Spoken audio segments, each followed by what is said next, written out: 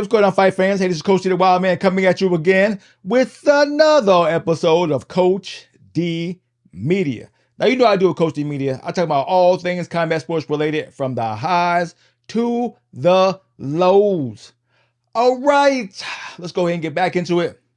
By now, you already done figured out Jake Paul is getting ready to do an MMA event on Netflix with MVP, right?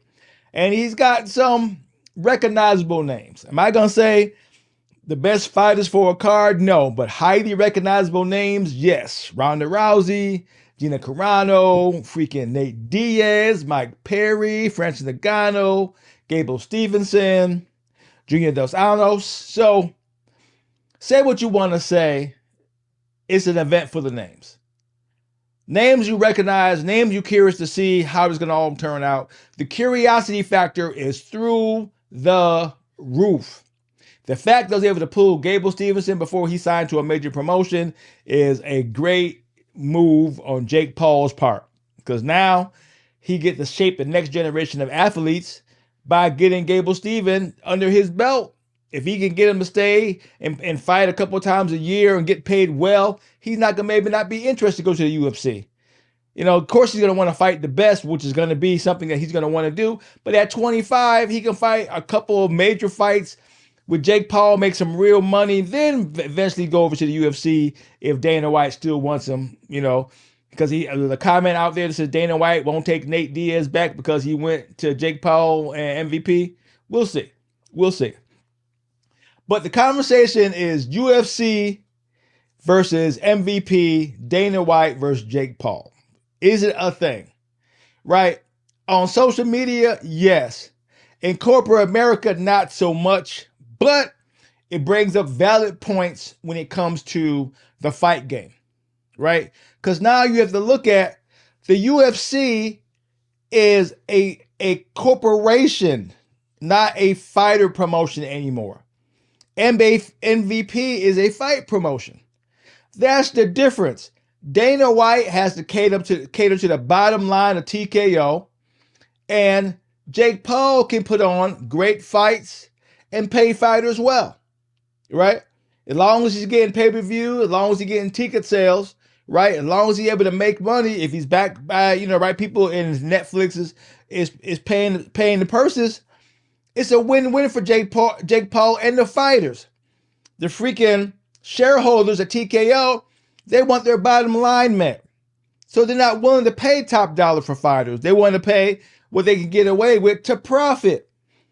Now you got Dana White taking the back seat, not dealing with the UFC much anymore, focusing on Zuffa boxing. Maybe he got to get him a new landing pad.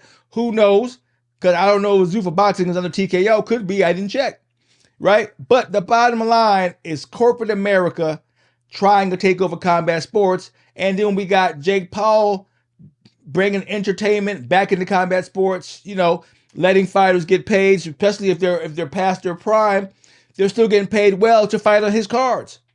Right? So you don't got to be in your prime to get a good payday. All you got to do is entertain with fighting. Right? So what are you going to do with that?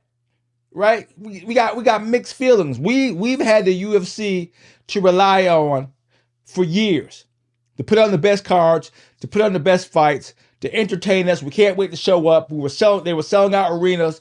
Pay-per-view was through the roof. They got rid of pay-per-view, right? They're now under Paramount. You know, I don't know what Paramount's going to be paying these fighters, right? They got the White House card coming up, what everybody says is hot trash. Right, they can't seem to get it together, even though they got a good main event, Il Topuria versus Justin Gaethje. Great fight, interesting to see. Right, what is it going to go like it's going to go? We hope it does. Rest of the card is right. It's not going to be in the arena, so can't nobody buy no tickets. It's invite only. That's hot garbage. You know what I'm saying? So Jake Paul is winning right now. He goes, hey, you don't got to go over there. Come hang out with us, you know, at MVP and watch some entertaining fights. Right? Let's see where this goes. If he does a halfway decent job, and if he gets a little bump on Netflix, he won. Right? If he gets a sellout crowd, right, he won. If he get 1 million views on Netflix, he won. Right? The corporation can't touch it. Fight promotion is back in business. That's all I'm saying. Jake Paul has come up from a freaking YouTuber, influencer, got into fights, what we call fixed fights, yada, yada, yada. Who is Jake Paul? What the hell is he doing? Right? Came up, started making real money, started getting fighters paid, started taking care of fighters, right? Now he's fighting real fighters, right? Got his promotion going, doing well. Now he gets to put on MMA cards. And Dana White act like ain't nothing happening. We'll see. This is primo content right here for anybody who's paying attention, right? Dana White is out there fighting Eddie Hearn, right? Jake Paul done got into the MMA business, and nobody was paying attention, but now they are because he's on Netflix. That's that's a flex. When you negotiate a deal to put on an MMA event on Netflix, that's a flex. Because they got money. They got money to cut a lot of people's lights off now. So, Paramount versus Netflix, I guess we're going to see how that rolls out next, right? It is what it is. This is Coach D, doing what I'm doing, calling it like I see it, talking my share of shit. To hear from me again, peace out.